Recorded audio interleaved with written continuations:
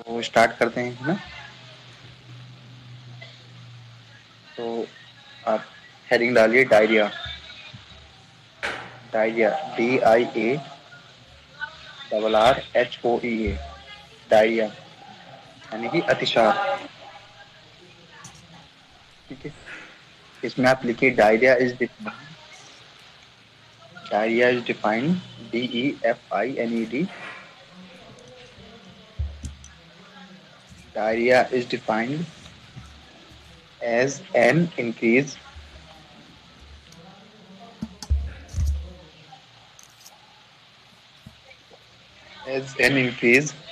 in the frequency. Diarrhea is defined as an increase in frequency.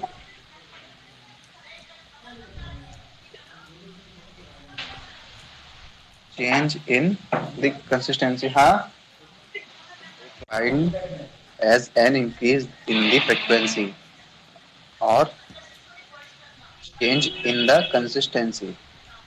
Change in the consistency of the stool. Change in the consistency of the stool. यानी कि जो per day एक बार जाने की consistency है वो change हो जाएगी, ठीक है ना। और फ्रिक्वेंसी हो जाएगी, बार बार जाने लगे पेशेंट ना। Change in the consistency of the stool which is usually which is usually associated with which is usually associated with urgency। एक होती इमरजेंसी, एक होती urgency. associated with urgency of abdominal discomfort। ठीक है। Diarrhea is defined as an increase in the frequency or change in the consistency of the stool which is usually associated with urgency of abdominal discomfort। ठीक है, यानी कि जो patient की frequency है वो बढ़ जाएगी और जो कंसिस्टेंसी है वो चेंज हो जाएगी, ठीक है ना। और क्या हो जाएगी, इमरजेंसी हो जाएगी कि पेशेंट को इमीडिएटली जाना पड़ेगा फ्रेश होने के लिए। एब्डोमिनल क्या हो जाएगा, डिस्कम्फर्ट हो जाएगा, ठीक है ना। अब हम इसके लिखेंगे एटियोलॉजी यानी कि कॉज। कॉज यानी कि क्या क्या कारण होंगे। जैसे हमारे आयुर्वेद में हमने निदानों का अतिसेवन बताया था, इसमें हम कॉज पढ़ेंगे, सेम वही कॉज है, ठीक है ना। तो सबसे पहले देखिए आप इन्फेक्शन। इन्फेक्शन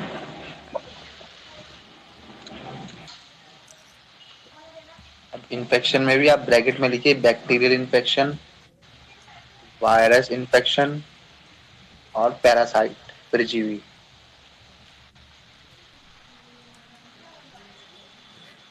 इन्फेक्शन में बैक्टीरिया, वायरस और पैरासाइट, ठीक है ना। इनमें से कोई सा भी इन्फेक्शन हो जाएगा। फिर दूसरा लिखें food poisoning. Food poisoning POISONING poisoning. फिर थर्ड लिखूंगा इसमें inflammatory bowel disease. Inflammatory bowel BOWEL bowel disease. फिर फोर्थ लिखेंगे medication induced diarrhoea. Medication induced INDUCED यानी कि कोई भी हम मेडिसिन लेने से कभी कभी डायरिया हो जाता है। कोई हैवी डोज ले ली या फिर कोई मेडिसिन बिना प्रिस्क्रिप्शन के डॉक्टर की ले ली मेडिकल स्टोर से, तो जैसे इसको खाएंगे तो क्या हो जाएगा, लूज मोशन हो जाएंगे। फिर फिफ्थ पॉइंट लिखा टॉक्सिन। कोई भी विषैली चीज खा लेने से, ठीक है। Toxin TOXIN।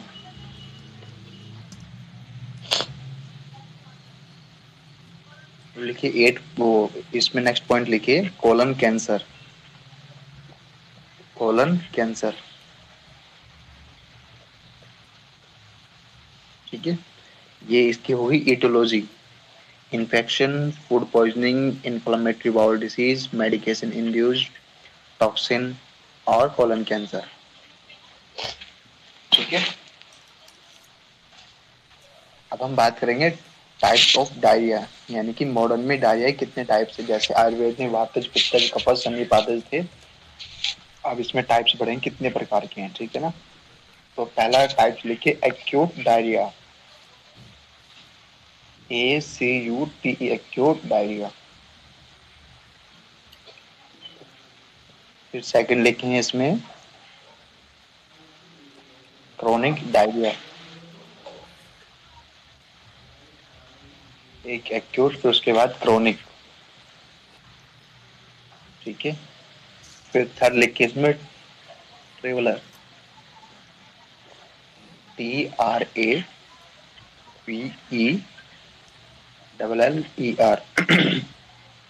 ट्रेवल्स डायरिया और क्रोनिक डायरिया। और जो थर्ड था हमारा ट्रेवल्स, जब हम लंबे ट्रेवल्स करते हैं ना तब भी डायरिया हो जाता है। फिर इसमें फोर्थ लिखिए इमोशनल डायरिया, कभी कोई बात सुन ली एकदम से और प्रेशर आ जाता है, इमोशनल डायरिया, इमोशनल डायरिया। फिर नेक्स्ट लिखिए समर डायरिया, यानी कि जैसे ऋतु चल रही है ना अभी, ये जो सीजन चलने वाला है ना, जैसे गेहूं वगैरह कट जाएंगे इसके बाद लूज मोशन का सीजन चल जाएगा, क्योंकि जो अनाज है, ठीक ना, वो न्यू है, मेडिसिन वाला है, उसको लोग खाएंगे और कुछ हवाएं ऐसी चलेगी, ऋतु ऐसी होंगी। ठीक है ना, तो summer diarrhoea, SUMMER, summer diarrhoea. ठीक है, ये इसके टाइप्स हो गए हैं ना। अब लिखो क्लिनिकल फीचर्स, यानी कि क्या क्या सिम्टम्स पेशेंट में मिलेंगे आपको। क्लिनिकल फीचर्स, क्लिनिकल फीचर्स में सबसे पहले लिखिए आप स्टूल, STOOL, स्टूल में बी वाटरी और ब्लडी, यानी कि पानी के जैसा होगा और ब्लड भी होगा। ठीक है ना, जरूर नहीं कि ब्लड भी आए, ठीक है, वो तो डायरिया के ऊपर है। ठीक है, स्टूल में भी वाटरी और ब्लडी। ठीक है, फिर सेकंड लिखिए डिहाइड्रेशन, डिहाइड्रेशन, डिहाइड्रेशन मतलब शरीर में पानी की कमी, डिहाइड्रेशन, डिहाइड्रेशन। फिर नेक्स्ट लिखो एक्सेसिव थ्रस्ट, उसको ज्यादा प्यास लगी, excessive thirst, EXCESSIV, excessive thirst. फिर फोर्थ लिखिए इसमें nausea and vomiting, nausea and vomiting,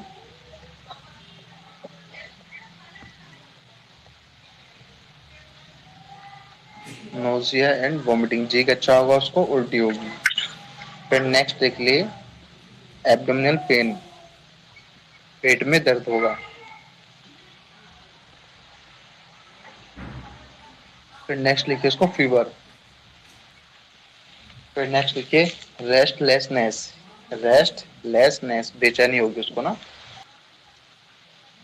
dry skin होगी, स्किन जो है उसकी ड्राई हो जाएगी, क्योंकि शरीर में जब पानी कमी हो जाएगी तो स्किन क्या होगी, ड्राई हो जाएगी।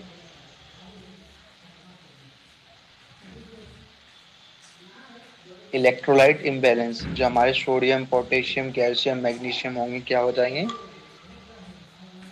डिसबैलेंस हो जाएंगे।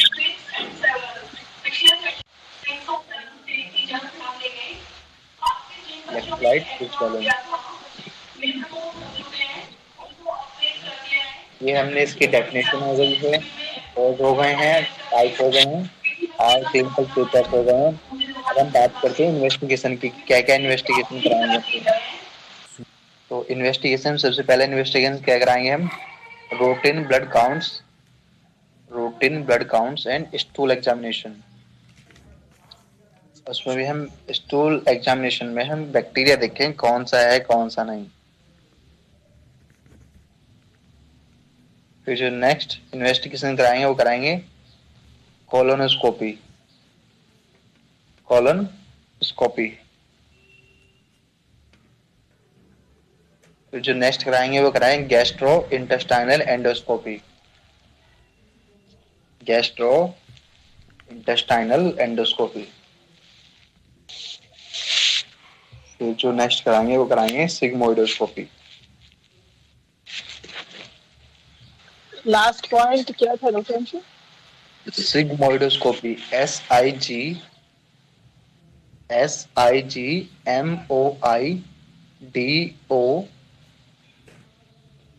SIGMOIDOSCOPY। ये हमारी इन्वेस्टिगेशन होगी, जो जो हम इन्वेस्टिगेशन कराएंगे। ठीक है, तो ये हमारा मॉडर्न पार्ट हो गया है। डेफिनेशन हो गई है, कॉज हो गए हैं, टाइप्स हो गए हैं, और क्लिनिकल फ्यूचर सिम्टम्स हो गए हैं, और इन्वेस्टिगेशन हो गई है। ठीक है, ये हमारा डायरिया कंप्लीट हो गया है। ठीक है, ठीक है, तो आज के लिए इतना ही, क्योंकि पेशेंट आ रखे हैं नीचे, तो आज से ही इतना ही पढ़ाएंगे। ठीक है ना, कल हम पढ़ेंगे डिसेंट्री, प्रवाहिका। ठीक है, इसके फोटो मैं ग्रुप में डाल दूंगा। ठीक है।